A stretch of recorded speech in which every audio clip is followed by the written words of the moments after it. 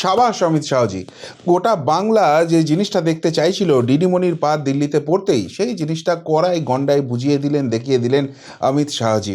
আপনারা জানেন দিদিমণি দিল্লি ছুটে গেছেন, মুখে বলছেন ইলেকশন কমিশনের সঙ্গে বৈঠক করতে, কিন্তু সত্যি কি বৈঠক করতে?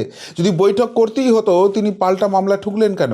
আসলে যেটা চর্চা দিল্লির রাজধানীর গলিতে, সেটা হচ্ছে দিদিমণি 3 তারিখ এবং 4 তারিখ দুটো দিন পর পর দুখানা আছলা বাঁশ আছে এবং সেখান থেকে বাঁচার সম্ভাবনা কার্যত নেই। এটা খুব ভালো করে বুঝতে পারছেন, কেননা 3 তারিখ মামলা আছে ওই ফাইল ডাকাতির, ইডির কাছ থেকে যে সবুজ ফাইল ডাকাতি করে নিয়ে গেছিলেন সেই মামলা আছে, এবং তারপর 4 তারিখ ইলেকশন কমিশনই এই দিদিমণির এগেনস্টে একটা মামলা করে দিয়েছে।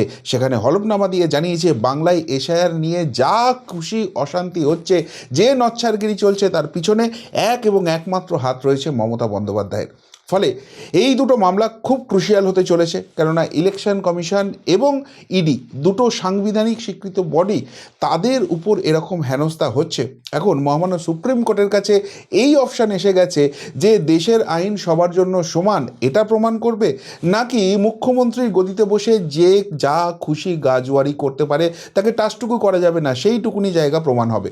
ফলে এই দুটো খুব ক্রুশিয়াল মামলা এবং সেটা জল মাপতেই দিল্লি গেছেন। কিন্তু মুশকিল হচ্ছে দিল্লি তিনি গেছেন বটে, কিন্তু স্বভাবসিদ্ধ ভঙ্গিতে লোক লস্কর নিয়ে সেখানে হাঙ্গামা করার তিনি চেষ্টা করছেন, এমন অভিযোগ এসেছে।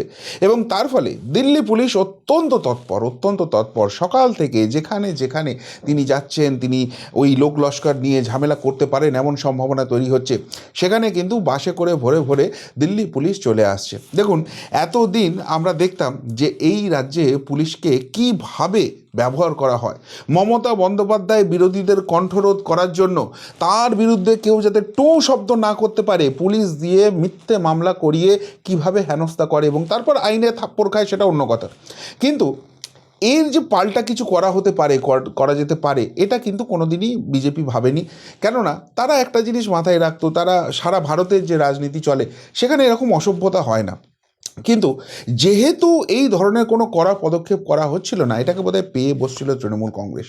ফলে আমরা দেখেছি এর আগে যতবার ঢাকঢোল পিটিয়ে দিল্লি যাওয়া হয়েছে, সেখানে গিয়ে একটা নচ্ছারগিরি করার চেষ্টা করা হয়েছে। ফলে দীর্ঘদিন ধরেই কিন্তু এই জিনিসটার উপর চোখ ছিল। আমি আগেও একটা প্রতিবেদনে আপনাদের দেখিয়েছি, আবারও দেখাচ্ছি। এসআইআরের বিরুদ্ধে মমতার দিল্লিতে নির্বাচন কমিশন অফিস অভিযান কবে, খোঁজ নিচ্ছে অমিত শাহের স্বরাষ্ট্র মন্ত্রক। কবেকার খবর এটা? একদম জানুয়ারির প্রথম দিকে খবর, যখন ওই কলকাতার রাস্তায় হনন করে হাঁটছিলেন আর সেখান থেকে হুঙ্কার দিচ্ছিলেন। অমিত শাহের মন্ত্রক কিন্তু এবার আর ব্যাপারটাকে লুজলি নেয়নি। তার কারণ হচ্ছে, আপনারা জানেন যে দীর্ঘ প্রায় 3 দশক বাদে দিল্লিতে বিজেপি ক্ষমতায় এসেছে এবং সেখানে সত্যি সত্যি ডেভেলপমেন্টের কাজ, ডাবল ইঞ্জিন সরকারের কাজ চলছে। এবার সেখানে বাঁচার জন্য নাটক করতে গিয়ে সেই পরিস্থিতি গণ্ডগোল করে দেবেন। এবং সবথেকে যেটা গুরুত্বপূর্ণ, দিল্লি কিন্তু ইতিমধ্যেই খুব টার্গেটেড একটা রাজ্য হয়ে গেছে। আমরা দেখেছি সেখানে কিভাবে ব্লাস্ট করানো হচ্ছে। ফলে সেই জায়গা থেকে যাদেরকে নিয়ে গেছেন এবং যত সংখ্যক লোক নিয়ে গেছেন, তারা সকলেই সঠিকভাবে ভারতীয়, তো তারা কোনো গণ্ডগোল করবে না, তো এই জায়গাটা চেক করার খুব দরকার আছে। মুখ্যমন্ত্রীর ক্ষমতার অপব্যবহার তিনি করেন, এটা বারবার সামনে এসেছে এবং সেই ক্ষমতার অপব্যবহার করে এবার দিল্লিতে গিয়ে তিনি কোনো গণ্ডগোল করতে চাইছেন না, তো সেই জায়গাটা কিন্তু আর ছাড় দেওয়ার কোনো জায়গা নেই। এটা অমিত শাহের মন্ত্রক একদম একদম ধরে নিয়েছে এবং সেই জন্যই কিন্তু প্রত্যেক জায়গায় এইভাবে ক্রস চেকিং হচ্ছে। আর ব্যাস, তাতেই কিন্তু মটকা গরম হয়ে গেছে দিদিমণির। আজকে সারা দিন ধরে সকাল থেকেই কার্যত এটা নিয়ে উত্তাল ছিল। এবং দেখুন দিদিমণি কিভাবে রিয়াকশান দিচ্ছেন। আসলে তিনি খুব ভালোভাবে বুঝে গেছেন যে এতদিন ঘুঘু হয়ে ধান খেয়েছেন, কিন্তু এবার কত ধানে কত চাল সেটা বুঝতে হচ্ছে। ফলে মেজাজ আর ঠিক রাখতে পারছেন না, এমনিতেই টেনশান চলছে। এসআইআর যেভাবে হচ্ছে, যেভাবে ভুয়ো জালি ভোট বেরিয়ে যাচ্ছে, যেভাবে বিজেপি ক্রমশ ঘিরছে, যেভাবে ইডি সিবিআই তৎপরতা বাড়াচ্ছে, সুতরাং সব জায়গা থেকে শুধু বিপদ বিপদ বিপদ।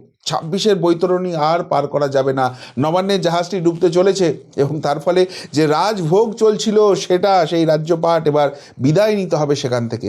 ফলে সেই জায়গা থেকে প্রচণ্ড রকম মেজাজ খিঁচড়ে গেছে। কীরকম মেজাজ খিঁচড়ে গেছে এক নজর দেখে নিন কি হলো সকাল থেকে।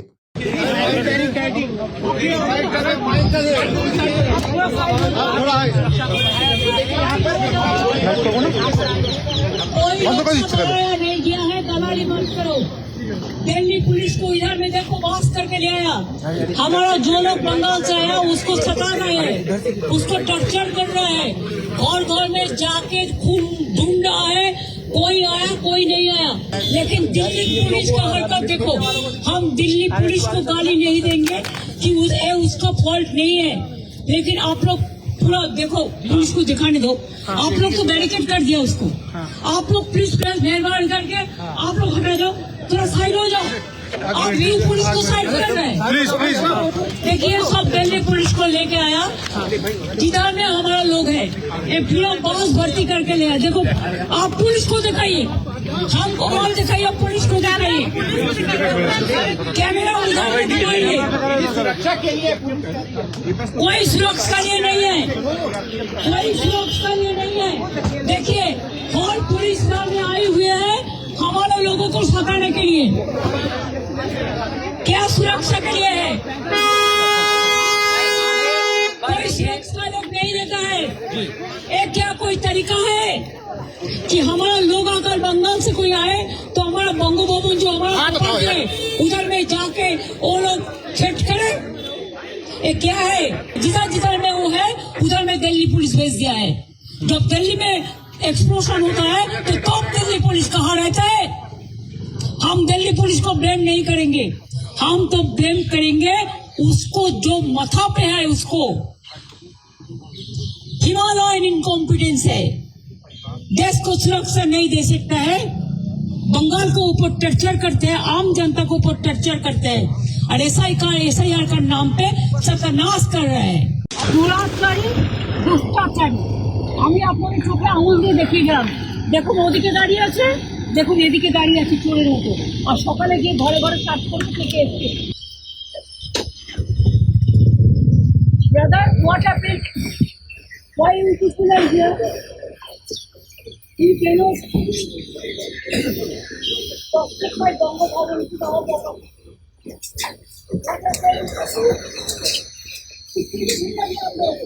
क्यों? क्या हुआ? क्या हुआ? आप लोगों ने क्या कर रहा है इधर में? दिल्ली पुलिस ने क्यों आप लोग थ्रेट कर रहा है? क्या किया है? आप इधर में रुको, आप तो इधर में तो भाग क्यों रहा हो? एक ठीक नहीं है। आप जो जो जगह में लोग रहता है आप उधर में जाके सब सुबह से तंग किया है। मैं देखो घर का कपड़ा पड़ के चलाया। हम दिल्ली में बहुत ही रुका। मैं 84 से 2009 तक हम 5 दफे MP था। हमको दिल्ली अच्छा से याद है, लेकिन ऐसा एट्रॉसिटीज, ऐसा टॉर्चर हम कभी नहीं देखा। দেখলেন বন্ধুরা কিভাবে রেগে যাচ্ছে।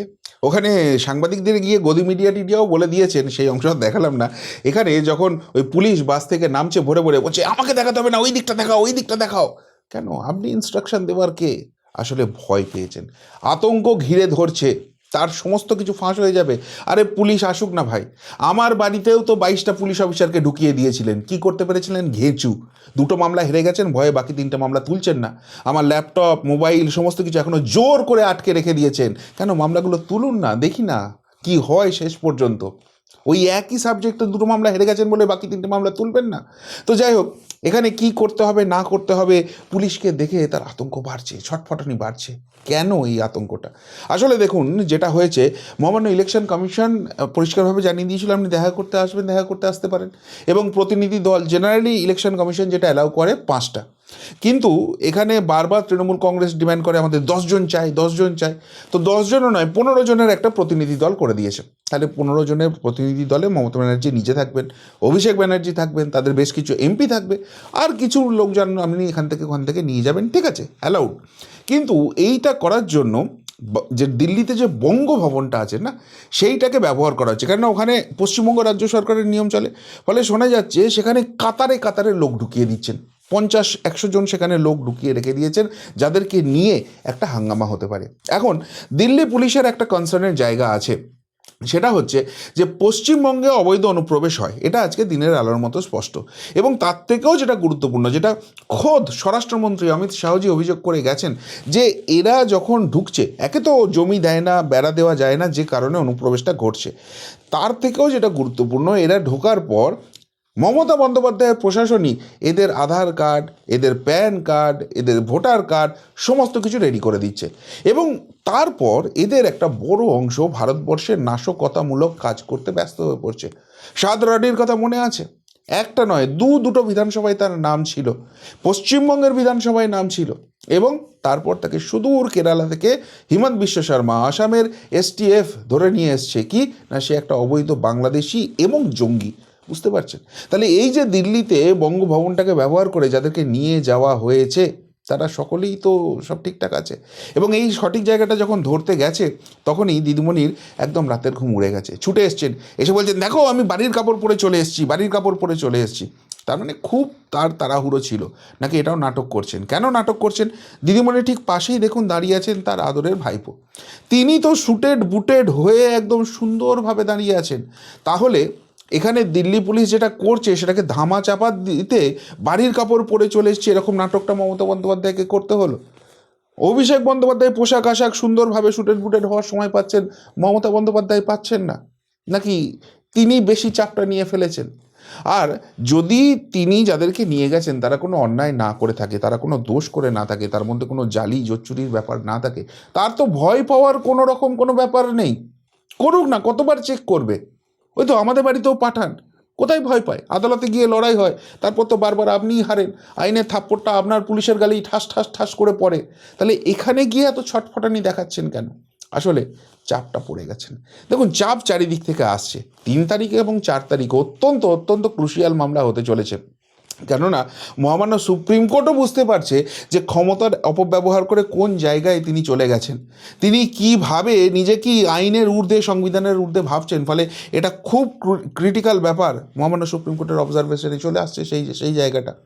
আর সেই জন্য তিনি দিল্লিতে গেছেন এই নাটকটা মঞ্চস্থ করতে। কিন্তু সেই নাটক মঞ্চস্থ করতে গিয়ে সেখানে 1 ইঞ্চিও কোনো রাজনৈতিক জমি খুঁজে পাচ্ছেন না, সেই নাটকটা জমছে না। আর উপর থেকে অমিত শাহজির পুলিশ এইভাবে চাপটা দিচ্ছে, ফলে সব মিলিয়ে জিনিসটা ঘেঁটে যাচ্ছে। কিন্তু এবার একটা জিনিস খুব গুরুত্বপূর্ণ, যেটা আপনারাও সহমত হবেন, বারবারই আপনাদের একটা বড় অভিযোগ হচ্ছে যে বাংলা নিয়ে বিজেপির কেন্দ্রীয় নেতৃত্ব উদাসীন। তারা চায় না বাংলায় ক্ষমতায় আসতে, তারা চায় মমতা বন্দ্যোপাধ্যায় এখানে ক্ষমতায় টিকে থাকুক। কেউ কেউ তো আরেক ধাপে গিয়ে আপনারা অভিযোগ করেন যে এই ইনস্ট্রাকশনটা খোদ নাগপুর থেকে আছে, মানে বেসিক্যালি আপনারা RSSের সদর দপ্তরের দিকে, মোহন ভাগবতের দিকে আঙুল তোলেন। আচ্ছা বলুন তো, যদি সত্যি সত্যি এরকম কোনো ব্যাপার থাকতো তাহলে মমতা বন্দ্যোপাধ্যায়কে এরকম চিৎকার করতে হতো?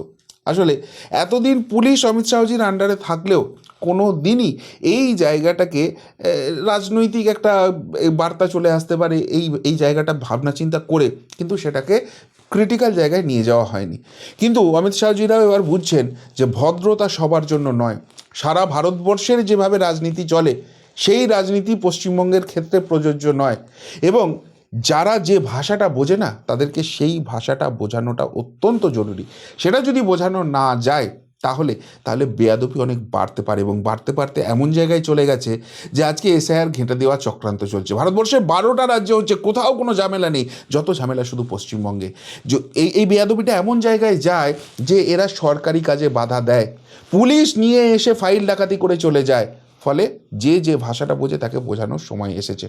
এবং সবথেকে গুরুত্বপূর্ণ যে এই ভাষাটা বোঝানোর ফলে হয়তো এটা উদ্দেশ্য ছিল না, কিন্তু আমি যেটুকুনি সকাল থেকে বিভিন্ন বিজেপি নেতা কর্মীর সঙ্গে কথা বলে বুঝলাম, সাধারণ মানুষের সঙ্গে কথা বলে বুঝলাম, তারা কিন্তু অত্যন্ত খুশি। তারা অত্যন্ত খুশি যে বারবার গিয়ে এই গাজওয়ারি করবে, এই ধরনের অসভ্যতা করবে, এবং সেটার জন্য বাংলার মাথার হেঁট হবে, তার থেকে এই যে কড়া টাইটি ব্যবস্থা সকাল থেকে চলছে না, সেটাই একদম ঠিক হয়েছে। এবং এত কিছু করার পরও নাটক যখন জমছে না, এত কিছু চিৎকার চেঁচামেচি করার পরও বাংলার জনমত তার সঙ্গে আসছে না, বরং অমিত শাহজি যেটা করছে সেটার প্রশংসা হয়েছে, সেই রিপোর্ট আলটিমেটলি পেয়ে যাওয়ার পরেই কি আরও বেশি তেলে বেগুনে জ্বলে যাচ্ছে, যে কারণে এত চিৎকার চেঁচামেচি হল্লাহাটি করতে হচ্ছে তাকে। কিন্তু আলটিমেটলি তাতেও তো কোনো লাভ হচ্ছে না। যাই হোক, সকাল থেকে যা চললো, অমিত শাহজির পুলিশ যে খেলটা দেখালেন, প্রাইমারি যে উপহারটা দিল্লি যাওয়ার পরপরই দিদিমণি পেয়ে গেলেন, সে নিয়ে কী বলবেন? যদি কিছু বলার থাকে অবশ্যই কমেন্ট বক্সে কমেন্ট করে জানাবেন। এখনকার মতো এখানেই শেষ করলাম, ফেরত আসছি নতুন প্রতিবেদন নিয়ে খুব তাড়াতাড়ি। ভালো থাকবেন, সাথে থাকবেন, পাশে থাকবেন। নমস্কার।